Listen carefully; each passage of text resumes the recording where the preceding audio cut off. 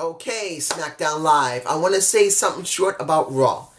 The first thing I want to talk about is Roman Reigns. Seeing he got his ass handed to him by a Drew McIntyre doesn't bode well for Drew. And it doesn't bode well for us. I just feel like they're booking the guy exactly as before. Look, they got the best case scenario with Joe Anoa'i. The guy came back from leukemia. He's in remission again. I wish my mother, if my mother was alive right now, she'd be nearly 90 years old. 90. She would be 90 right now. She was born in 1929, and she would be 90 years old. And I wish she had his luck of being able to survive the chemotherapy without having a complication to it. That's what I wish for my mom. And I'm glad to see Joe all right. But then when you bring the guy back as Roman Reigns, he says he's in remission. He says he's great. You have literally a clean slate with the guy. People are very happy to see him back. But then you're willing to try and get the Shield back together, which he shouldn't have done. And then here, he should not be in WrestleMania. He shouldn't. He shouldn't have a match in WrestleMania right now. Bring him back WrestleMania next year. This year should not be about Roman Reigns being in WrestleMania. It shouldn't. And now you're going to probably put him with Drew McIntyre, where the guy is going to be legitimately buried. He's going to be built up so strongly going into WrestleMania next 3 weeks. And then when WrestleMania happens, what do you think? You actually think they're going to let Roman Reigns be destroyed by Drew? No, they're going to destroy Drew for him. And that's upsetting. It's so dumb. Let's move on to the next and only other thing. I know I could talk about Kurt Angle retiring. I'm not going to do that. I'll say that in SmackDown Live. But you got Triple H and Batista. I don't know what happened with Batista. He was botching his words so badly. It's a possibility he got his script 5 minutes before he went out and he didn't memorize it enough. Or he was just plain bad. But that segment between Batista and Triple H was so cringy, it was like garbage. It wasn't the fact that Triple H didn't give a good lines. You know what it was? We didn't need Triple H. We didn't need Hunter Hearst Helmsley. You know who we really needed? For the first time in history? Paul Levesque. We needed freaking Paul Levesque to defend the honor of a Richard Fleur. That's who we need. We don't need the game. We don't need Triple H. We need Paul Levesque. That's how this would be personal. But he doesn't like to use his actual life name. Instead of him saying, I am Paul Levesque. Triple H, that's just a guy. I wanted him to come out in a suit. Regular clothes. He didn't need to come out in a jean jacket. Leather jacket and boots and pants like he always does as Triple H. I'd rather see him come out as his normal Paul Levesque self. Now, if he had to come out in a suit, fine. I just want him in regular clothes like he would normally wear when he's not dressed up in a suit. And say, Batista, Dave, come your ass out here and face Paul Levesque. Not Hunter Hearst Helmsley, who gives a shit, I would say. Triple H, who gives a I'm Paul Levesque, and you hurt my best friend, Richard Fleur. Get your ass out here. That's what I wanted. Now, let's move on. I'm sorry that took so long. This show was okay. The ending was the only thing we had been waiting for. Generally speaking, we wanted to know what's going to happen with Kofi. So let's go through this. Shane opened the show. I didn't get a chance to see the opening where he was choking the announcer or grabbing the announcer by the neck. I missed that because I couldn't see it at first. But this is the problem with me. I didn't want to see this. I wanted to see Daniel Bryan, a face, versus The Miz, a heel. Now you got The Miz, a face who really isn't a good face all the time, versus a heel in a Shane McMahon who can do a great heel, but not on The Miz. Mind you, here's where the things get a little confusing. because he's acting like a heel, but he has a legitimate gripe about people trying to use him to get over. Because we know the way they were trying to book this at the beginning, The Miz was trying to use Shane McMahon, and then it transitioned from being using Shane McMahon to being something legitimate. So he had perfect right to get pissed. So he's not really a heel. I don't know if anyone else is going to say he's a heel. They're going to say, oh, he's a great heel. He had a perfect explanation. Are you serious? We know The Miz was using him. Then he transitioned from using him not to use him anymore. And he got tired of something going wrong. So he's not a heel. He's still a face. So he says simply, I'm glad what I did. I'm glad I squished your dad's potato face. And I'm going to give you the world's greatest ass beating at WrestleMania. Now we got to wait for The Miz next week. I don't care. It's not what I was looking for. I wanted to see The Miz versus Daniel Bryan. Not a so-and-so Shane McMahon who legitimately is saying now that he is a heel when he's really not. He has a legitimate gripe. Because if you're going to get used by someone, you would expect that person who used you to actually get the job done. And a Miz who legitimately was trying to use him then became a good guy who we all want to see as a bad guy, because if Shane's not a bad guy, The Miz is one of the best heels they got. I'm just saying. Let's move on to Asuka versus Sonya Deville. For what? I'm not even going to say what this match was all about. There's no point in it. There isn't. Asuka wins.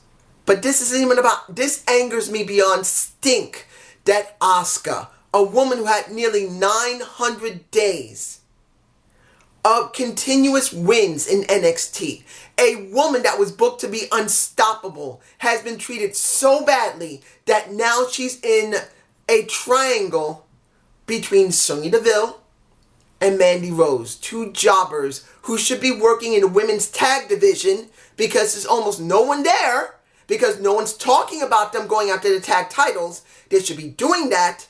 No. We see them doing possible feud between each other, a possible breakup, because there's no guarantee they're actually going to break up. I don't know if they will. If they do, fine. If they don't, they'll act like Bayley and Sasha going to what? Group therapy?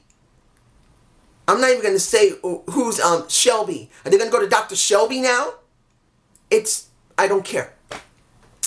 Here's a match that I really didn't care about, but it did make some sense at the end. 8-man tag.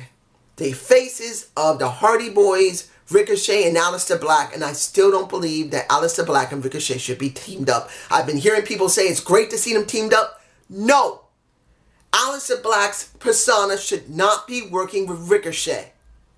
I may have not seen a lot of NXT in a while, but I know Aleister Black's own persona shouldn't even be working with Ricochet. He's not a heel, but he's a loner that will do whatever is needed. And this doesn't fit. And then Ricochet, who can work with anyone, but shouldn't be doing it with Aleister Black. I'm just saying. Then you got, who was it? You got, what was the 8-man tag? Because I don't really remember exactly who was in the 8-man tag. Oh yeah, it was Rusev, Shinsuke Nakamura, and The Bar. Honestly, it was an okay match. I didn't really care that much. I didn't.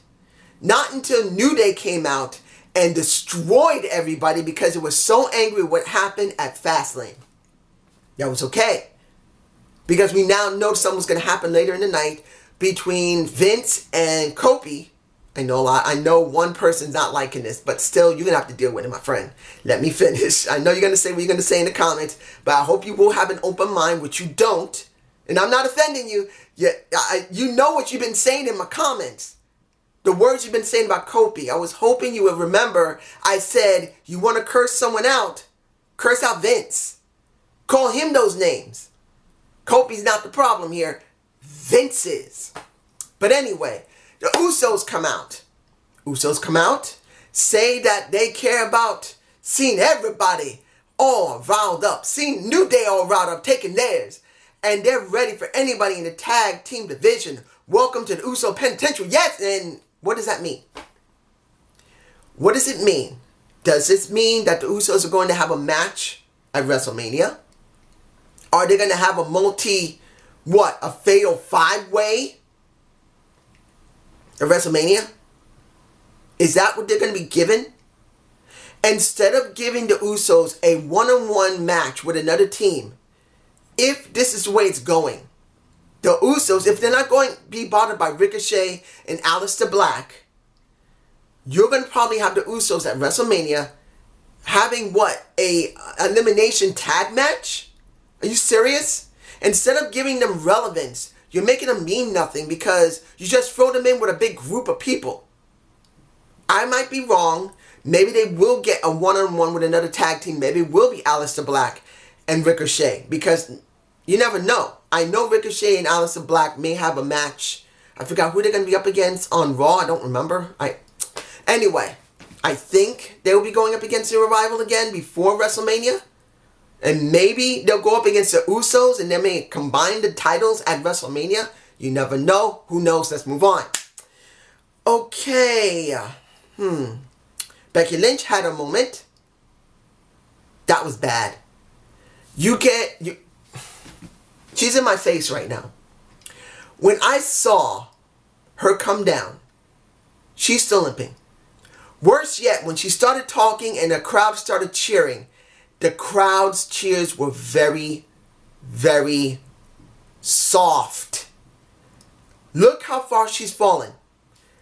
2 months ago, even if it was half an arena, it drowned out all audio when these guys and girls cheered for her. And it can't be because the crowd there is dead. I'm sorry.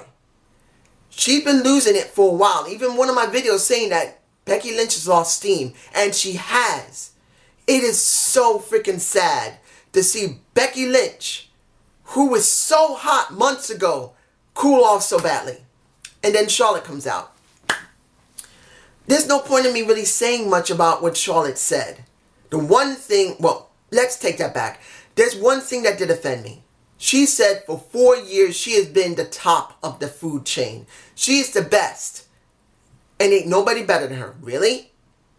So you're forgetting all that work you had to do with Sasha to get main event on most of the shows. So this is all about you. Instead of realizing everybody you had to work with had to cover your ass. Because honestly, if you guys seen my videos for quite a while now, Charlotte is so bad in the ring. If she didn't work with the right people, she looks ugly. Ugly. And no one, since I've been talking about Charlotte, has disagreed with me once because I know I'm right. So that line, whoever wrote it for her, just sounded stupid. But here's one thing that Becky did say. She said, you've been in the main event for 4 years, but you never main event at WrestleMania. You are now. You're welcome. I do agree with that. Because since Becky did this, they're main eventing. And it's not because Ronda Rousey is there. Even though well, I'm not saying my girl Ronda. I'll give it to you in disrespect. I do like Ronda. As a heel, she's really good. What she did with Dana Brooke, a woman I want to marry, she's so pretty. She kicked her in the gut like in Sparta. This is Sparta. She went and kicked her in the stomach just like Leonidas did to that courier in 300. That's how ugly that kick was. I ain't going to get it, but damn. But with Ronda Rousey, she wasn't going to main event. But because of Becky giving such fire to the crowds, that's what you get. But it doesn't really matter. Now, a few things. Harlem Heat is now going into the Hall of Fame. Now, this will be the second time Booker T is getting a ring. And now he's going in with, what is his brother? Stevie Ray. I didn't see a lot of Harlem Heat back in the 90s due to the fact that I was working so much. And my ex-wife did not like wrestling at the time. She didn't even want to hear anything about it. She didn't care about wrestling. But essentially, I did see Harlem Heat a little bit, and I did like them. I like Booker T more than Stevie Ray. But I am glad they are going in together. This will be the second time for Booker T, which is great. And now, supposedly, WrestleMania is going to have Alexa Bliss as its host. Don't care. I would have liked someone else doing it. Hell, why wouldn't you do Alundra Blaze? I know not many people know her, but she should be given some... You know what? I keep forgetting this. I'm going to say it right now.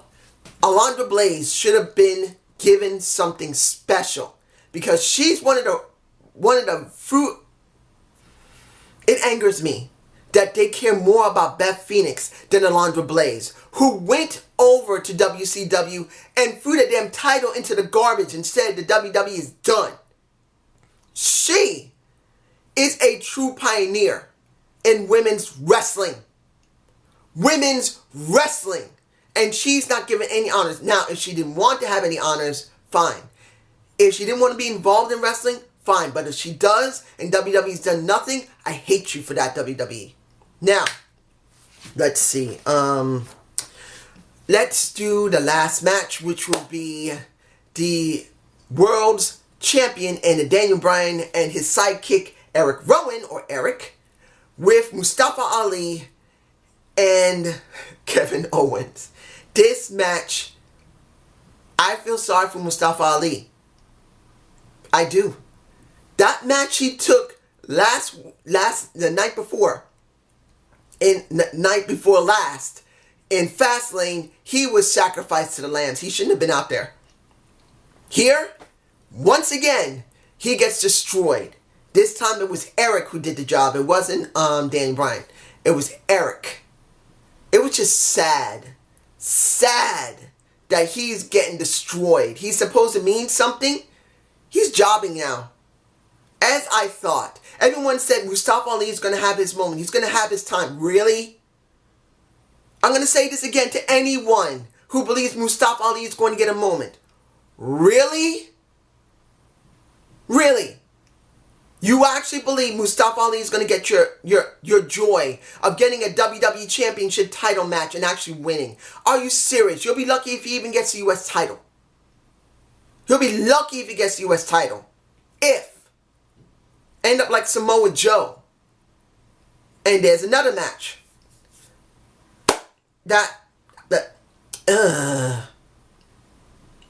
It just... Samoa Joe and Andrade Cien Almas versus Ray and who was the other person? I forgot it already. Look, and R-Truth, it frustrates me. They stuck all these guys back together again for no apparent reason. Didn't matter. At least until Ray won. Because Ray did win. Now he may get a title shot at the U.S. title, which may actually do something for Andrade and Ray. But then you think about Samoa Joe, who I knew they're going to do nothing with Joe. Now, if Ray faces him and wins the title, what does that mean for Joe? They just took it off of R-Truth just to stick it on Joe so they can put it on Ray so he can go to WrestleMania and face Almost because of it. Instead of just giving Ray the title a while ago, just give it to him from Shinsuke Nakamura, and that would have been the end of it, and then he carries it all the way to WrestleMania. That would have made more sense. I'm not even going to say what the match was like. It doesn't matter. Well, I will say that both women that were there in a Mela and a Zelina Vega look sexy as hell. They are in my faces. Now let's move on to the one thing everybody's waiting for. The end of the show. Vince comes out. And it takes so long because of the commercials. But he comes out. He begins to talk. And he plays the crowd. Vince always knows how to play the crowd. And then after he plays the crowd for about a couple of minutes, New Day comes out. And the person who spoke the best there was Biggie. I didn't expect him to speak so well, but he spoke very eloquently. I got it this time. He spoke so well. I commend how hard he must have worked to make sure he got his lines right. Because he wanted to make this special. Now, Xavier Woods did the same thing. He didn't talk as much as Biggie. But it looks like they decided that Biggie should be the one to do the delivery. And when it came down to it, Vince said this best. He said, Kofi, you are amazing. You're great. You're astounding. But Daniel Bryan said it best. You're a B-plus player. This made me realize that they are really going to do something with Kofi. Now, it does not mean he's going to win at WrestleMania. I'll explain that in a moment. But they are going to do something with him. Kofi finally spoke. And I'm not saying Kofi's a bad talker. He's not. When he has his moments, he has his moments. He reminds me of John Cena in one respect, that when he's in that moment, in the right moment, he can speak damn good. And then he can speak mediocre or speak bad, or he just sucks. In this moment, he was in between, I'll say okay and good. He was somewhere floating around because I think he was overthinking it a little too much. For me personally, he was overthinking it. So his delivery was simple. I've been here 11 years and never complained. Other people who you deem worthy, because that was the scope of this, worthy. I'm using the word emotion. I believe I'm going to use the word emotion. I don't think I'm going to use worthy, but I might. But you deem worthy to get a title shot, to get whatever the hell they want, and never complained about it. I'm not complaining now. I want to know what it takes to get this shot. Tell me what I'm missing. Tell me what I have to do to prove I deserve it now. And he says, okay, I'll tell you. And then Randy Orton's music hits and I'm going, yes! Randy Orton versus Kofi. Then Samoa Joe. Then Eric. Then the bar. And he says, gauntlet match next week. You win it, you're in. Okay, here's what we got. They're doing another gauntlet match to get Kofi over. And believe me, he'll get over with this gauntlet match. But for me personally, the only way this gauntlet match is going to mean something, and it must come out like this, for me personally, anyone else should be fine with it, Randy Orton has to be the last one in line. I don't care if the bars are first, of Sheamus and Cesaro, then you got Eric Rowan, then you got Samoa Joe, and then finally Randy Orton. Randy Orton must be the last person. If they book this properly, having Randy as the last person makes 100% sense and finally brings it full circle. Because as I said in Fastlane, when it comes down to it, it's not the point that Kofi deserves what he has now. It's not that point. Who cares? If you agree or not, it's not the point. His push was stopped abruptly. In other words, he was sponsored and promoted heavily. And then one day, they didn't talk about it anymore and he just disappeared. Legitimately. He didn't get hurt. Randy didn't get hurt. They just stopped it. And that's the reason why so many fans are remembering this. Yes, they'll say he's black and he's being treated bad by the WWE. And there could be truth to that, or maybe not. There's no true proof that the WWE is that racist. Yes, they have not had a black man in there, an American black. But the key of this is that his push was stopped. And no one is taking it well for 10 years. 10, ladies and gentlemen. It's been 10 years since that happened. Nearly 9. 9 to 10 years when that happened. And now, having Randy Orton at the last part of that gauntlet match will make perfect sense. To bring it full circle, if he beats Randy Orton, then everything that happened 9 to 10 years ago will be completely forgiven by the majority of the fans. Because if Randy's the one who does it, Randy jobs for him to go to WrestleMania, then it makes perfect sense for him to be there. That's the way I see it. And this isn't because I'm a huge Kofi Kingston fan. It's just a story arc. Remember, the story arc showed that Randy Orton and Kofi Kingston were going to go fight for the world title, and then it stopped for no apparent reason, and Kofi went off TV for more than about a month or so. And then they just forgot all about it. So this has to happen this way. Anyone else tell me why I'm wrong. Because this is the only way they're going to make it right. But this is just my point of view. You guys tell me below. Have a good day. Have a good night. Peace.